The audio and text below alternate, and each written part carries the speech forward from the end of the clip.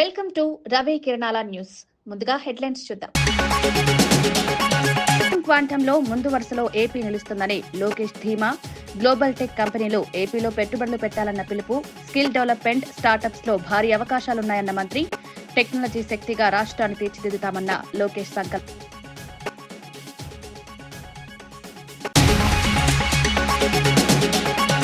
BC 42% reservation bill వెంటనే ఆమోదించాలని Chamala demand. Governor వద్ద bill 6 నెలలు పెండింగ్ పై ఎంపీ ఫైర్. బీసీ హక్కులకు కేంద్రం స్పందించాలన్న చామల కౌంటర్. మోదీ జోక్యం అవసరమని తెలంగాణ ఆకాంక్ష నిలబెట్టాలని డిమాండ్.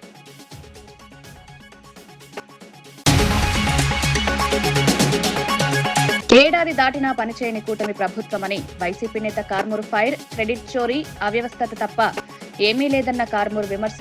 పంచాయతీ ప్రమోషన్లు జగన్ నిర్ణయమని వైసీపీ కౌంటర్. ప్రజలు మోసపోవడం లేదన్న కార్మూరు ఘాట్ హెచ్చరిక.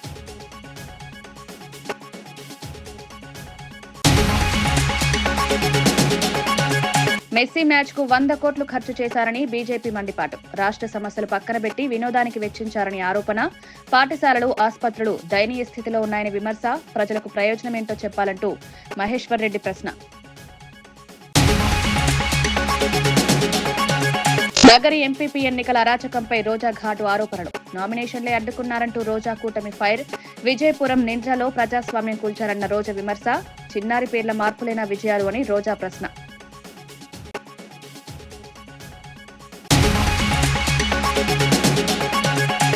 రాష్ట్రంలో పరిశ్రమల ఏర్పాటుకు ప్రభుత్వం భూములు కేటాయిస్తున్న సందర్భంలో స్థానిక సమస్యలు తలెత్తితే వాటిని పరిష్కరించాల్సిన పూర్తి బాధ్యత ఇన్ఛార్జి మంత్రులదేనని ముఖ్యమంత్రి చంద్రబాబు స్పష్టం చేశారు. పెట్టుబడిదారులు ఇబ్బందులు ఎదుర్కోకుండా వెంటనే స్పందించే వ్యవస్థను ఏర్పాటు చేయాలని అధికారులను ఆదేశించారు. భూముల కేటాయింపు, రహదారులు, విద్యుత్, నీరు వంటి మౌలిక సదుపాయాల అందుబాటు పరిశ్రమల అభివృద్ధికి కీలకమని, ఏ చిన్న ఆలస్యం కూడా పెట్టుబడులను దూరం చేయవచ్చని హెచ్చరించారు.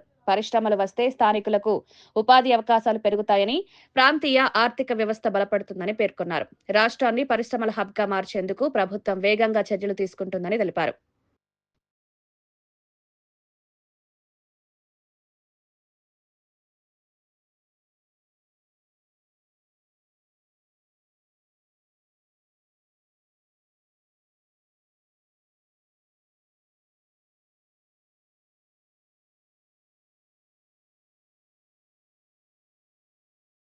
దేశం, రాష్ట్రంలో అనేక సమస్యలు పెరిగిన సమయంలో సీఎం రేవంత్ రెడ్డి 100 కోట్ల ప్రజాధనాన్ని మెస్సీ ఫుట్బాల్ ఎగ్జిబిషన్ మ్యాచ్ కోసం ఖర్చు చేయడం తీవ్ర ఆందోళన కలిగించే విషయమని బీజేపీ ఎమ్మెల్యే మహేశ్వర్ రెడ్డి వివరించారు. రాష్ట్రంలో మౌలిక వసతులు, పాఠశాలలు, ఆసుపత్రులు, రహదారులు దయనీయ స్థితిలో ఉండగా ఇలాంటి వినోద కార్యక్రమాల కోసం భారీ మొత్తాలు ఖర్చు చేయడం ప్రజలతో చేసిన ద్రోహమన్నారు. యువతకు క్రీడా అవకాశాలు పెరగడం మంచిదే కానీ ప్రజాధనాన్ని సమర్థవంతంగా వినియోగించాల్సిన అవసరం ఉందని వ్యాఖ్యానించారు. ఈ మ్యాచ్ వల్ల ప్రజలకు ఏ ప్రయోజనం జరుగుతుందో ప్రభుత్వం సమాధానం చెప్పాలని డిమాండ్ చేశారు. రేవంత్ రెడ్డి టీం పేరే సింగరేణి RR9 టీమ్ గా మార్చుకున్నాం. ఈరోజు సింగరేణి కాలనీస్ లో కనీస వసతులు లేక ఇబ్బందులు పడతా ఉంటే అక్కడ ఉన్నటువంటి ఎంప్లాయీస్ కి, రిటైర్డ్ ఎంప్లాయీస్ కి కనీసం మందులు లేవని చెప్పేసి వాళ్ళు బాధపడతా ఉన్నారు. బీపీ, షుగర్ టాబ్లెట్స్ కూడా, బేసిక్ ఇమ్యూనిటీస్ కూడా లేవని వాళ్ళు బాధపడతా ఉన్నారు. అక్కడ సూపర్ స్పెషాలిటీ హాస్పిటల్ కట్టిస్తామని చెప్పి మోసం చేసిన ఈ ప్రభుత్వం కనీసం సూపర్ హాస్పిటల్ ఇప్పటివరకు పునాది కూడా అక్కడ మొదలుపెట్టింది. తాగునీటి సమస్య కూడా పరిష్కారం చేయలేకపోతున్నాం. ఈ రోజు సింగరేణి కార్మికులు కనీస వసతులు లేక, హాస్పిటల్ లేక, స్కూళ్లు లేక, కాలేజీలు లేక, ఇంజనీరింగ్ కాలేజీలు లేక, పాలిటెక్నిక్ కాలేజీ, మైనింగ్ కాలేజీలు లేక అక్కడ ఉన్నటువంటి వారి పిల్లల కోసం కనీస సౌకర్యాలు, వారు ఉండేటువంటి ఇళ్లు కూడా దాదాపు 40 సంవత్సరాలు, 50 సంవత్సరాల క్రితం డిలామినేట్ కండిషన్, కూలిపోయే స్థితిలో ఉన్నాయి. వాటిని కనీస రిపేర్ చేసుకోవడానికి కూడా నిధులు కేటాయించడానికి చేతులని ప్రభుత్వం ఈ రోజు 5 నిమిషాల్లో మెస్సీ అనేవాడు వచ్చి ఇక్కడ 5 నిమిషాల్లో ఫుట్బాల్ ఆడడానికి దాదాపు 100 కోట్ల రూపాయలు ఖర్చు చేస్తా ఉన్నాం. ఎవడమ్మా సొమ్ము అని చెప్పి రేవంత్ రెడ్డికి ఫుట్బాల్ మీద షోక్ ఉంటే ఆయన ఫ్యాంటసీ కోసం ఈ రోజు 100 కోట్ల రూపాయలు ఈరోజు ప్రజాధనాన్ని దుర్వినియోగం చేయడం సిగ్గుచేటం తెలియజేస్తా ఉన్నాడు. ఉప్పల్ క్రికెట్ స్టేడియం ఈ రోజు ఫుట్బాల్ స్టేడియం గా మార్చి మళ్లీ దాన్ని అక్కడ ఉన్నటువంటి మొత్తం క్రికెట్ పిచ్లన్నీ నాశనం అయిపోతే మళ్లీ వాటిని నిర్మాణం చేయడానికి కోసం, రిపేర్ల కోసం కోట్ల రూపాయలు ఖర్చు పెడుతుంది. ఎవడమ్మా సొమ్ము ఇది? ఈ రోజు రాష్ట్రం అనేక అప్పులలో ఉండి ఈ రోజు మీరు 100 కోట్లు ఖర్చు పెట్టి ఫుట్బాల్ ఆడిస్తే రాష్ట్ర ప్రజలకు ఏం ఉపయోగం అని చెప్పి అడుగుతా ఉన్నాను. రాష్ట్ర ప్రజల కోసం ఉపయోగపడేటువంటి కార్యక్రమం చేయలేని, ఇచ్చిన మాట నెరవేర్చలేని, ఇచ్చిన హామీలు కూడా నెరవేర్చలేనటువంటి రేవంత్ రెడ్డి గారు ఈ రోజు నీ సరదా కోసం, నీ ఫ్యాంటసీ కోసం ఈ రోజు ప్రజాధనాన్ని 100 కోట్ల రూపాయలు ఖర్చు పెట్టి మీరు చేస్తున్నటువంటి కార్యక్రమం దీనివల్ల ఎవరికి లాభం, ఈ రాష్ట్రం ఏం ప్రయోజనం చేకూరుతుందో దయచేసి చెప్పాల్సిందిగా కోరుతా ఉన్నాం. తెలంగాణ రాష్ట్రంలో గ్లోబల్ సమ్మిట్ లో భాగంగానే ఈ రోజు మేమంతా చేస్తున్నామని సిగ్గు లేకుండా పట్టి విక్రమార్క గారు, శ్రీధర్ బాబు గారు చెప్తా ఉన్నారు కదా. అసలు అది 8-9 తారీఖులో అది జరిగితే దాని తర్వాత 4 రోజుల తర్వాత 13వ తారీఖు జరిగేటువంటి ఈ కార్యక్రమానికి మన సంబంధం ఉందని అడుగుతా ఉన్నాను. వీక్షించడానికి వచ్చే టికెట్ 10,000 నుంచి 30,000 రూపాయలు నిర్ణయించారు. దాదాపుగా 70 కోట్ల రూపాయలు ఈ ఫీజు ద్వారా టికెట్లు అమ్మిన వాటి ద్వారా ఆ డబ్బంతా కూడా వెస్ట్ బెంగాల్ ఉన్నటువంటి ఒక ఈవెంట్ మేనేజర్ కంపెనీకి డబ్బులు పోతాయి. ఒక్క రూపాయి కూడా రాష్ట్ర ప్రభుత్వానికి రాదు. టీ షర్ట్ల మీద ఆయనతో ఫోటో దిగిన దానికి, ఆటోగ్రాఫ్ ఇవ్వడానికి దాదాపు 10 లక్షల రూపాయలు మీరు ఛార్జ్ చేస్తూ ఉన్నారు. 150 మంది దగ్గర మీరు ఫోటోలు దించిపిచ్చి వచ్చిన డబ్బులు కూడా మరి అదే వెస్ట్ బెంగాల్ కంపెనీకి ఈవెంట్ మేనేజ్మెంట్ పోతా ఉంది. మరి రాష్ట్ర ప్రభుత్వానికి ఏం లాభం ఉన్నది? తెలంగాణలో స్థానిక సంస్థలు, విద్య, ఉద్యోగాల్లో బీసీలకు 42% రిజర్వేషన్లు కల్పించే బిల్లును కేంద్ర ప్రభుత్వం వెంటనే ఆమోదించాలని భువనగిరి ఎంపీ చామల కిరణ్ కుమార్ రెడ్డి లోక్సభలో డిమాండ్ చేశారు. రాష్ట్ర ప్రభుత్వం ఇప్పటికే కేబినెట్ లో ఆమోదించి అసెంబ్లీ తీర్మానం రూపంలో ఏకగ్రీవంగా ఆమోదించిన బిల్లును గవర్నర్ దగ్గర 6 నెలలుగా పెండింగ్ లో ఉంచడం తీవ్ర అన్యాయమన్నారు. బీసీల జనాభా, సామాజిక, ఆర్థిక పరిస్థితులను పరిగణలోకి తీసుకున్న నిర్ణయం ఇదని వివరించారు. ఓబీసీ వర్గానికి చెందిన ప్రధాని నరేంద్ర మోదీ స్వయంగా జోక్యం చేసుకుని ఈ బిల్లుకు ఆమోదం తెలపాలని కోరారు. తెలంగాణ బీసీల ఆకాంక్షలు నెరవేర్చడం కేంద్ర బాధ్యత అని స్పష్టం చేశారు. Employment and local body elections in state Telangana. Our Chief Minister Revanth Reddy Garu has done the cabinet and also in the Telangana Legislative Assembly unanimously passed the bill and to provide 42% reservations to BC sir. And this bill has been already sent 6 months back to the governor and it was not taken any decision sir. And I request from your chair to the Honorable Prime Minister, who also is the OBC leader, kindly intervene the matter and do needful to protect the interest of the BCs in Telangana, for which we are all shall ever be grateful to them. Thank you sir. Thank you.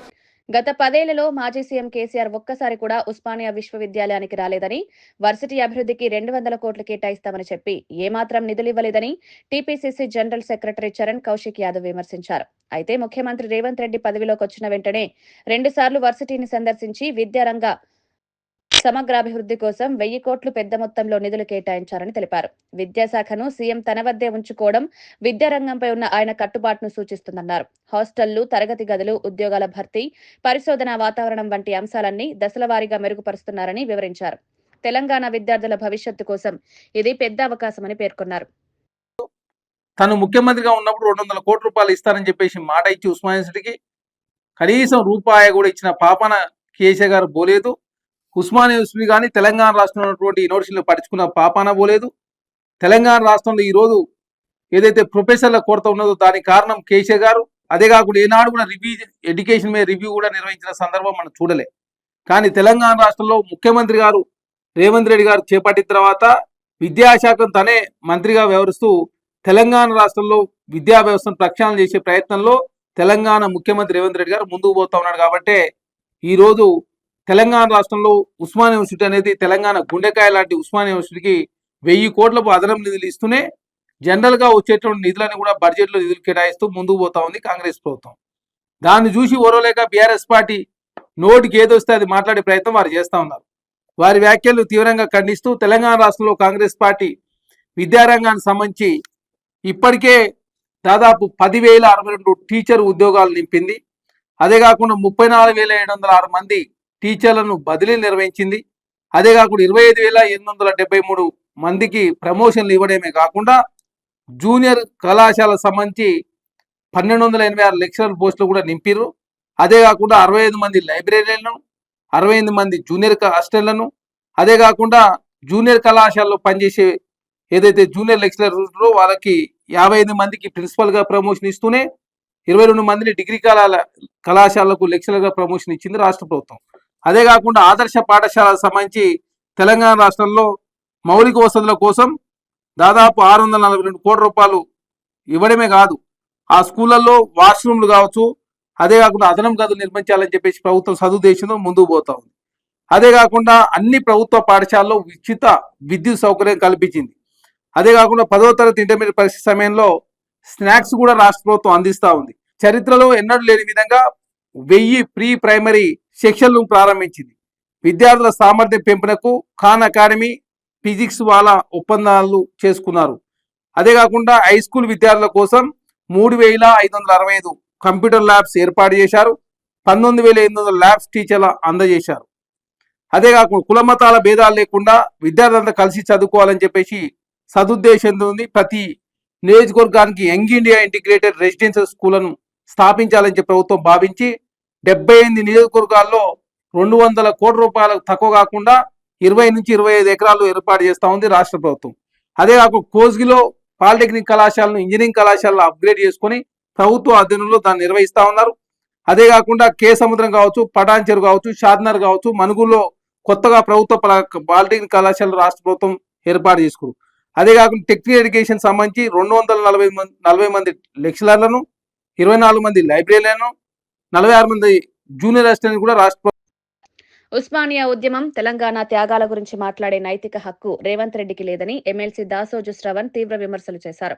ఉద్యమ సమయంలో విద్యార్థులపై తుపాకీ ఎక్కించిన వారిలో రేవంత్ కూడా ఉన్నారని ఆరోపించారు. యాదయ్య, వేణుగోపాల్ రెడ్డి వంటి అమరుల రక్తంతో తెలంగాణ సాకారమైందని, అలాంటి ఉద్యమకారులపై విరుద్ధ వ్యాఖ్యలు చేయడం నైతికంగా తప్పుడు చర్య అన్నారు. ముఖ్యమంత్రి అయిన తర్వాత కూడా రేవంత్ వ్యవహారం అహంకారంతో నిండి ఉందని, విఘ్నత, రాజకీయ పరిపక్వత లోపిస్తున్నాయని పేర్కొన్నారు. తెలంగాణ ప్రజల భావోద్వేగాలను అర్థం చేసుకునే నాయకత్వం అవసరమన్నారు. విద్య, ఉద్యోగాలు, బీసీ రిజర్వేషన్ల వంటి కీలక అంశాల్లో ప్రభుత్వం మాట నిలబెట్టుకోలేకపోతోందని విమర్శించారు. అట్లేమన్నా టార్జన్ లెక్క ఉండే టార్జన్ లెక్క కూడా లేడు, అది వేరు ముచ్చట. నేను ఇగో రేవంత్ రెడ్డి గారు వినాలని చెప్తున్నా, ఊకే దయచేసి అట్లా మాట్లాడకండి. This is the feudal language. నేను క్రూర మృగాలతో పెరిగినానంటే నేను అంత క్రూరుణ్ణి అని చెప్పుకోవడం కోసం అనమాట. ఒక పాలకుడు సౌమ్యంగా ఉండాలి, ఆర్ద్రతతో ఉండాలి, మానవత్వంతో ఉండాలి, దార్శనికతతో ఉండాలి. అది వదిలిపెట్టి నేను క్రూర మృగాలతో ఎవరికి భయం అవుతుంది? నువ్వు పులితో ఆడుకో, నక్కతో ఆడుకో, ఎలుగుబంటితో ఆడుకో, ఎవరికి భయం అవుద్దా? సర్కస్లో కూడా చాలా మంది పొద్దున్న లేస్తే పుల్లకు భోజనాలు పెడతా ఉన్నారు, వాళ్ళు కూడా చూసినా అంటారు. ఇది ఏది మరి? What is it mean to A citizen? ఒక పరిపాలనకు నీ క్రూర మృగాలతో ఆటలాడుకోవడానికి ఏమైనా సంబంధం ఉందా? ఏమన్నా నువ్వేమైనా అటవీ శాఖ అధికారులను ఉద్దేశించి నువ్వు మాట్లాడుతుంటే అర్థం ఉంది.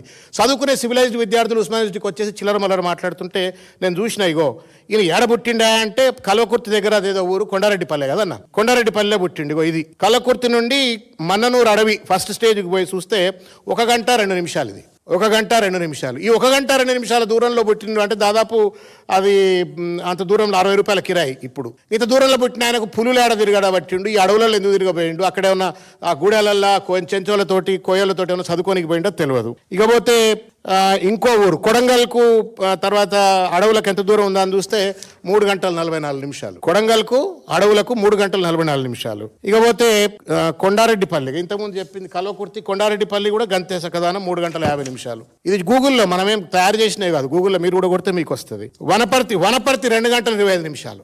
ఈయన ఎక్కడైతే పుట్టిండో, ఎక్కడైతే రాజకీయంగా జీవితాన్ని కొనసాగిస్తున్నాడో, లేకపోతే ఎక్కడైతే ఆయన ఇంటర్మీడియట్ పెయింటింగ్లు చేసిన కెరియర్ ఎక్కడైతే ఉందో అక్కడికి కంప్లీట్ చేస్తాడు. గిన్ని గంటల దూరంలో ఉండి నేను పొద్దున్న లేస్తే అడవుల్లో తిరిగినా అంటే నువ్వు చదువుకున్నావా, పెయింటింగ్లు చేసినవా, రాజకీయాలు చేసినవా, లేకపోతే మొగిలి లెక్క టార్జన్ లెక్క ఏమైనా అడవుల పొంటి తిరిగినవా? ఈ అడవుల భాష ఎందుకు నువ్వు ప్రజలకు చెప్పే ప్రయత్నం చేస్తున్నా అంటే దాని వెనుక ఒక అర్థం ఉంది. తెలివి తక్కువడు కాదు రేవంత్ రెడ్డి, తెలివి ఉండే మాట్లాడతాడు. ఏంటి అంటే నేను క్రూర మృగాలతో సావాసం చేసిన వాడిని అంటే నేనంత క్రూరుణ్ణి, నేను క్రూరుని కాబట్టి నాతో జర జాగ్రత్తగా ఉండండి అనేటువంటి ఒక వ్యవహారం ప్రతిసారి చెప్తా ఉన్నాడు. ఇది ఫ్యూడల్ లాంగ్వేజ్, ట్రైబలిస్టిక్ లాంగ్వేజ్. ఇది ఒక సివిలైజ్డ్ రూలర్గా డెమోక్రాటిక్ సొసైటీలో ఉన్నటువంటి వాడు మాట్లాడే మాట కాదు. అది ఉస్మానియా యూనివర్సిటీ పోయి మాట్లాడుతుంటే ఎవడు భయపడతాడు? ఉస్మానియా యూనివర్సిటీలో తుపాకులకు ఎదురు నిలబడతాడు ఆ పిల్లలు. అది నక్సల్స్ రైటిస్టులు లెఫ్టిస్టులు కొట్లాడుకున్నా ఒకళ్ళకొకళ్ళు అట్లే కొట్లాడిన నిలబడేటోళ్ళు, తెలంగాణ ఉద్యమంలో తుపాకులు నిలబడ్డోళ్ళు ఈయన పోయి మాట్లాడంగానే భయపడతాడు అనుకుంటారా?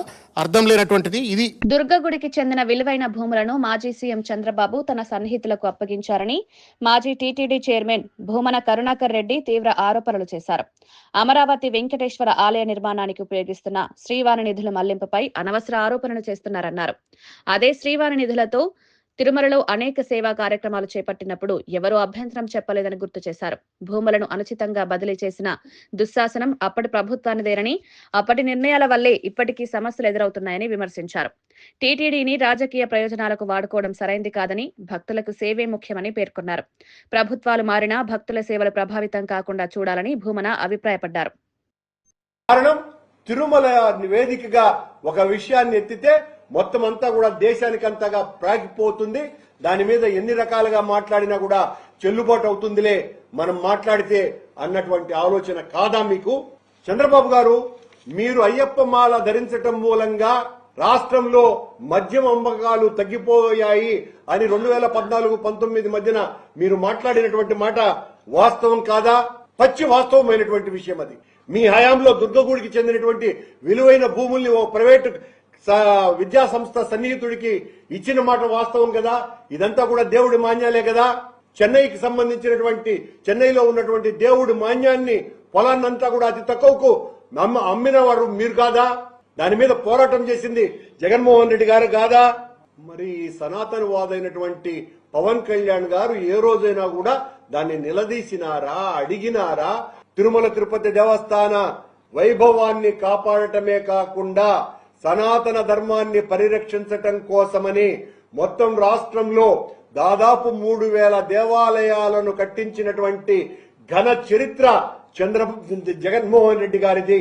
మీ హయాంలో జగన్మోహన్ రెడ్డి గారిని తిట్టడానికి తప్ప మరొక అభివృద్ధి కార్యక్రమం ఒక్కటి కూడా మీరు చేయాల. శ్రీవాణిని విమర్శించినారు. అదే శ్రీవాణి నిధులు మళ్లించినామోనని మా మీద అభండాలు వేసినారు. ఈ రోజు అదే శ్రీవాణి డబ్బులతో అమరావతిలో వెంకటేశ్వర స్వామి ఆలయం 250 కోట్ల రూపాయలతో అభివృద్ధికి కేటాయించినారు. మీరు ఒక్క రూపాయి కూడా నిధులు దుర్వినియోగం కాలేదని మాట్లాడుతున్నది కూడా ఇప్పుడు మీరే. ఈ రకంగా మీరు ఆరోపణలు వేస్తూ ఉండటం, ఆ తర్వాత నోరు మెదపకుండా. నగర నియోజకవర్గంలోని విజయపురం, నింద్ర మండలాల్లో జరిగిన ఎంపీపీ ఎన్నికలపై మాజీ మంత్రి ఆర్కే రోజా తీవ్రమైన విమర్శలు చేశారు. ప్రజాస్వామ్యాన్ని నిర్లక్ష్యపరిచే విధంగా ఈ ఎన్నికలు నిర్వహించబడ్డాయన్నారు. విజయపురంలో 9, నింద్రలో 8 ఎంపీటీ స్థానాలుండగా చాలా చోట్ల వైసీపీ ఆత్మహత్యా గోలంలో గెలుచుకున్నా కూడా అధికార కూటమి టీడీపీ పేరుతో అబద్ద ప్రచారం చేస్తోందని ఆరోపించారు. నామినేషన్ వేయడానికి అవకాశం ఇవ్వకపోవడం, పోలీసులను అడ్డుకునేలా ఉపయోగించడం, మాధ్యమాలను లోనికి రానియకపోవడం ప్రజాస్వామ్యానికి పెద్ద అవమానమన్నారు. చిన్నారి మంజు బాలాజీ పేరును మార్చి లక్ష్మీపతిరాజుగా ప్రకటించడం వంటి తీవ్రమైన అక్రమాలు జరిగాయన్నారు. కూటమి ప్రభుత్వం రాజకీయ దురాఘాతాలకు దిగిపోయిందని ఆమె ఆగ్రహం వ్యక్తం చేశారు. ఈరోజు టెక్నికల్ గా వైఎస్ఆర్సీపీ వాళ్ళు గెలిస్తే తెలుగుదేశం పార్టీ అని అనౌన్స్ చేసుకున్నారు అంటే ఆ అనౌన్స్ అయిన వాళ్ళు ఈరోజు ఏ విధంగా దిగజారుడు రాజకీయాలు చేశారో ఒకసారి మీరు అర్థం చేసుకోవాలి. 40 ఏళ్లుగా రాజకీయాల్లో ఉన్న వాళ్ళు ఏ రోజు కూడా రాష్ట్ర పదవులు అనుభవించింది లేదు, ముఖ్యమైన పదవులు అనుభవించింది లేదు. జగన్మోహన్ రెడ్డి గారి పుణ్యమా అని ఈ నగిరి నియోజకవర్గంలో ఎమ్మెల్యేగా ఉన్న నా పుణ్యమా అని అయ్యి ఈరోజు మాకు వెన్నుపోటు పొడిచి అదేదో పెద్ద విజయంగా చెప్పుకుంటుంటే పొలిటికల్ బఫూన్లు వీళ్ళని అందరూ నవ్వుకుంటున్నారు. ఎందుకు చెప్తున్నానంటే ఈరోజు పోలీసులు పెట్టుకొని అఫీషియల్ని బెదిరించుకొని ప్రెస్ వాళ్ళని లోపలికి రానియకుండా ఎన్నికలు జరపడం ఒక ఎత్తు అయితే, రెండవది నామినేషన్ వేయటానికి వీలు లేకుండా వాళ్ళకి విప్ జారీ చేసిన ఫోటోలు, వీడియోలు అఫీషియల్స్కి ఇచ్చినవి అన్నీ ఉన్నాయి, క్యాండిడేట్లకు ఇచ్చినవి. అవి లేదు అని అబద్ధం చెప్తూ అన్నిటికీ సాక్ష్యాలు పెట్టుకున్నాం. ఎవరిని వదిలిపెట్టే పరిస్థితి లేదు. ఆఖరికి వాళ్ళకి 4 మాకు 4 అందరూ కూడా వైఎస్ఆర్సీపీ వాళ్ళు టై అయినా ఏదైతే లక్కీ డిప్ ఉందో ఆ లక్కీ డిప్ తీసినప్పుడు ఒక చిన్న పాపను తీసుకొచ్చారు. నిండ్రలో ఏమో ఆర్వో చేస్తారు, విజయపురంలో చిన్న బిడ్డను తీసుకొస్తారు. సో తీసిన పేరు ఓపెన్ చేస్తే మంజు బాలాజీ అని మా క్యాండిడేట్ ఉంటే లక్ష్మీపతి రాజు అని వాళ్ళు అనౌన్స్ చేస్తారు. వెంటనే ఆయన పరిగెత్తుకుంటూ వెళ్ళి ఆ పేపర్ లాక్కుని తిప్పి ఆ ఎలక్షన్ కమిషన్ కెమెరా ఏదైతే ఉందో దానికి చూపించడం జరిగింది. మరి తప్పు చేయకపోతే డిఎల్డిఓ ఇందిరమ్మ ఎందుకు తప్పుడు పేరు అనౌన్స్ చేసి గబగబా వెళ్లిపోయిందో ఆన్సర్ చెప్పాలి. ఎందుకు కెమెరాల్ని రానియకుండా బయటికి తరిమేసిందో చెప్పాలి. ఎవరిని వదిలిపెట్టే పరిస్థితి లేదు. న్యాయబద్ధంగా జరగాల్సిన ఎన్నికని న్యాయబద్ధంగా చేయనీయకుండా వెన్నుపోటు రాజకీయాలు చేసి ఈ రోజు వాళ్ళకి అనౌన్స్ చేసి అఫీషియల్స్ అంతా బతికి బయటపడతామంటే అది కుదరదు. ఎందుకంటే డిఎస్పీ నుంచి సిఐ నుంచి ఎక్కడెక్కడో తిరుపతోళ్ళు, వడమాలపేటోళ్ళు, పుత్తూరోళ్ళు రౌడీజం చేసి లోపలికి దూరితే కూడా వేడుక చూస్తున్నారు. మా వాళ్ళనైతే ఎవరిని రానికుండా 144 సెక్షన్ పెట్టారు అంటే ఇంతకన్నా సిగ్గుచేటు మరొకటి ఉందా? 5-6 నెలలకి అసలు ఎలక్షన్ పెట్టడమే ఒక వేస్ట్ అంటే దాంట్లో ఈ విధంగా పనికిమాల రాజకీయాలు. ఈ రోజు ఒక్కటే చెప్తున్నా, నిండ్రలో విజయపురంలో ఎవడైతే ఎంపీపీగా నెగ్గానని సంకలు గుద్దుకుంటున్నాడో వాళ్ళకి వాళ్ళకు ఓట్లేసిన పనికి మాలిన ఎదవలకి అందరూ. Bheemili MLA Ganta Srinivasarao CM program coordinator Pendurthi Venkatesh తో కలిసి కాపులుప్పాడలో ఏర్పాటవుతున్న కాగ్నిజెంట్ శంకుస్థాపన కార్యక్రమానికి సంబంధించిన ఏర్పాట్లను పరిశీలించారు. ప్రాంతీయంగా ఐటీ అభివృద్ధి ఇది కీలక ప్రాజెక్టుగా భావిస్తున్నారు. విశాఖపట్నం ఐటీ రంగంలో మరో ముఖ్యమైన మైలురాయి చేరుకోబోతోందని గంటా చెప్పారు. ఈ ప్రాజెక్టు ద్వారా వేలాది మందికి ఉపాధి అవకాశాలు కలుగుతాయని, స్థానిక యువతకు ఐటీ రంగంలో ప్రవేశానికి మంచి అవకాశం లభిస్తుందని పేర్కొన్నారు. ప్రభుత్వం పరిశ్రమలకు ప్రోత్సాహకాలు, అవసరమైన మౌలిక సదుపాయాలు అందించడంలో దృష్టి పెట్టిందని తెలిపారు. కాగ్నిజెంట్ వంటి సంస్థలు రావడం వల్ల ఆర్థికాభివృద్ధితో పాటు విశాఖను గ్లోబల్ టెక్ హబ్ గా తీర్చిదిద్దే మార్గం సుగమమవుతుందని ఎమ్మెల్యే అన్నారు.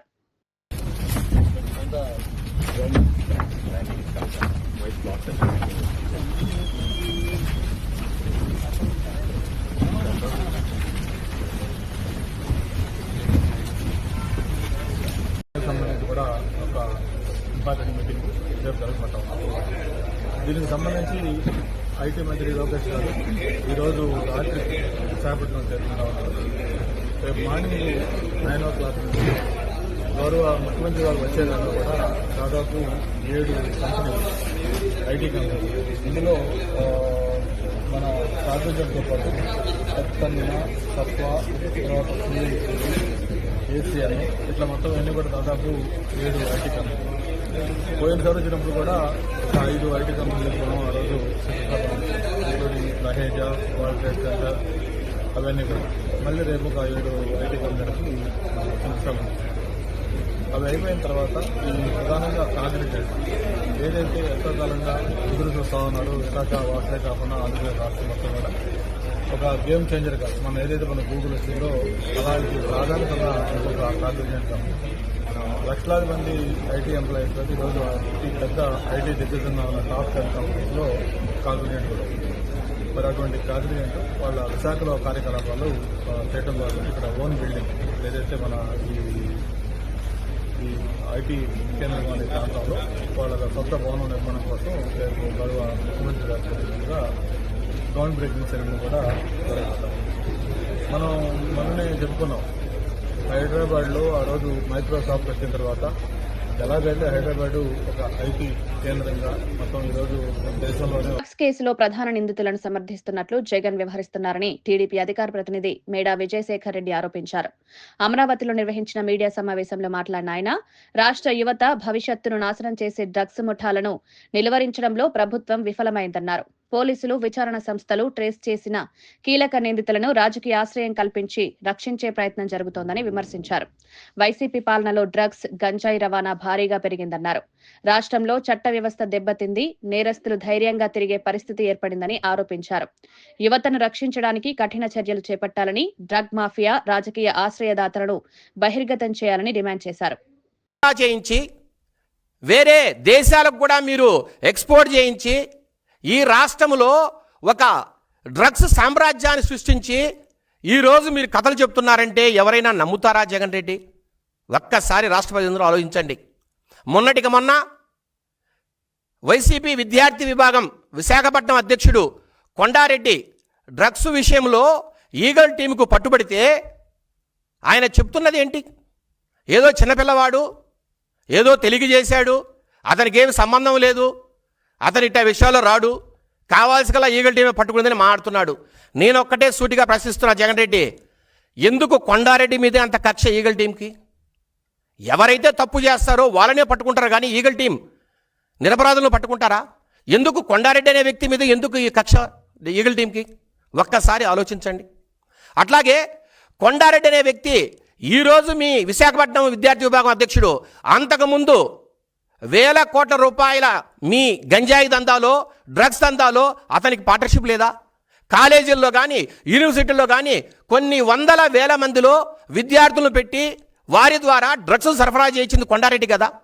ఒక్కసారి రాష్ట్ర ప్రజలందరూ కూడా ఆలోచించాలి. ఏడాదిన్నర కాలంలో కూటమి ప్రభుత్వం అభివృద్ధి పేరుతో ఏమీ చేయలేదని, అప్పులు, అరాచకాలు, క్రెడిట్ చోరీలే కొనసాగుతున్నాయని వైఎస్ఆర్సీపీ ప్రతినిధి కారుమూరు వెంకటరెడ్డి అన్నారు. డీసీఎం పవన్ కళ్యాణ్ పంచాయతీ శాఖలో 10,000 మందికి ప్రమోషన్లు ఇచ్చామని చెప్పడం వాస్తవానికి విరుద్ధమని, అవి జగన్ ప్రభుత్వం తీసుకున్న నిర్ణయాలని వివరించారు. ప్రజల సమస్యలు పెరిగినా ప్రభుత్వం వాటిపై చర్యలు తీసుకోకపోవడం విచారకరమని పేర్కొన్నారు. పట్టణ, గ్రామీణ మౌలిక వసతుల అభివృద్ధి, ఉపాధి అవకాశాల సృష్టిలో ప్రభుత్వం పూర్తిగా విఫలమైందన్నారు. ప్రజల డబ్బుతో చేసిన పనులను తమ క్రెడిట్ గా చూపుకోవడం సరికాదని విమర్శించారు. రాష్ట్రం మొత్తం పరిపాలన గందరగోళంగా మారిందని, ప్రజాభిమానం వైసీపీ వైపే ఉంటుందని కార్మూరు పేర్కొన్నారు. క్రెడిట్ చోరీ కూడా బాగా చేస్తా ఉన్నారు. పక్కనాడికి పుట్టినటువంటి బిడ్డని వీళ్ళ ఖాతాలో ఎట్లా వేసుకోవాలి, లేదంటే పక్కనాడికి పుట్టినటువంటి బిడ్డకి వాళ్ళు ఒక పేరు పెడితే వీళ్ళు దాని పేరు మార్చి ఎలా పెట్టాలనేటటువంటి తాపత్రయంలో ఇప్పుడున్నటువంటి ప్రభుత్వం తప్ప ఇంతకు మించి వాళ్ళు చేస్తుంది ఏం కనపడలా. నేను ఈరోజు పత్రికల్లో చూడంగానే ఆశ్చర్యం అనిపించింది. నార్మల్గా క్రెడిట్ చోరీ అనగానే మనకు చంద్రబాబు నాయుడు గారు, లోకేష్ గారు గుర్తొస్తూ ఉంటారు. దానికి మించి నేనేమన్నా తక్కువ తిన్నానా? నేను కూడా చంద్రబాబు నాయుడు గారికి దత్తపుత్రుడినే కదా. ఈ కూటమి ప్రభుత్వంలో నేను ఉప ముఖ్యమంత్రిగా ఉన్నా కదా, నేను కూడా క్రెడిట్ చోరీ చేయకపోతే ఎట్లా అని పవన్ కళ్యాణ్కి ఎవరన్నా చెప్పారో మరి ఆయనకే వచ్చిందో గానీ, ఈరోజు మీరు చూస్తే పదోన్నతులు ఇచ్చాం, ప్రజలకు సేవలు అందించండి. కూటమి ప్రభుత్వం వల్లే పంచాయతీరాజ్లో 10,000 మందికి పైగా పదోన్నతులు వచ్చినాయి అంట. అంటే ఏంటంటే ప్రమోషన్స్ ఇచ్చారంట. నేను అడుగుతా ఉన్నా సూటిగా, అసలు మీ శాఖలో ఏంటో మీకేమన్నా అవగాహన ఉందా పవన్ కళ్యాణ్ గారు? అసలు ఈ ఉద్యోగాలు ఏంటో, ఈ పదోన్నతులు ఏంటో అసలు కనీసం మీకేమన్నా? వార్తలు ముగించే ముందు ముఖ్యాంశాలు మరోసారి. క్వాంటంలో ముందు వరుసలో ఏపీ నిలుస్తుందని లోకేష్ ధీమా. గ్లోబల్ టెక్ కంపెనీలు ఏపీలో పెట్టుబడులు పెట్టాలన్న పిలుపు. స్కిల్ డెవలప్మెంట్, స్టార్టప్స్ లో భారీ అవకాశాలున్నాయన్న మంత్రి. టెక్నాలజీ శక్తిగా రాష్ట్రాన్ని తీర్చిదిద్దుతామన్న లోకేష్ సంకల్పం.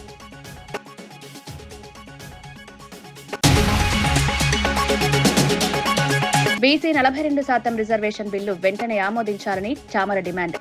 గవర్నర్ వద్ద బిల్లు 6 నెలలు పెండింగ్ పై ఎంపీ ఫైర్. బీసీ హక్కులకు కేంద్రం స్పందించాలన్న చామల కౌంటర్. మోదీ జోక్యం అవసరమని తెలంగాణ ఆకాంక్ష నిలబెట్టాలని డిమాండ్.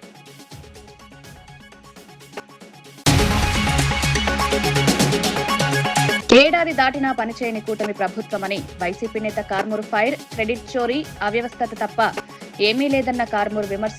పంచాయతీ ప్రమోషన్లు జగన్ నిర్ణయమని వైసీపీ కౌంటర్. ప్రజలు మోసపోవడం లేదన్న కార్మూరు ఘాట్ హెచ్చరిక.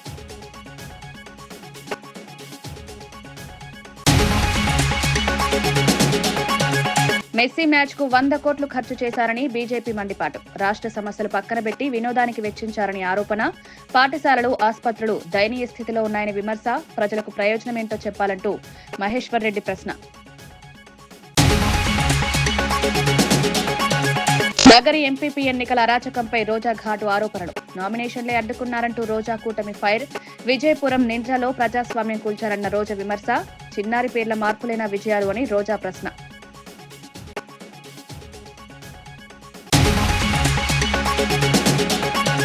ఇవి ఈనాటి వార్తా విశేషాలు. మరో బులెటిన్లో మళ్ళీ కలుద్దాం. నమస్కారం.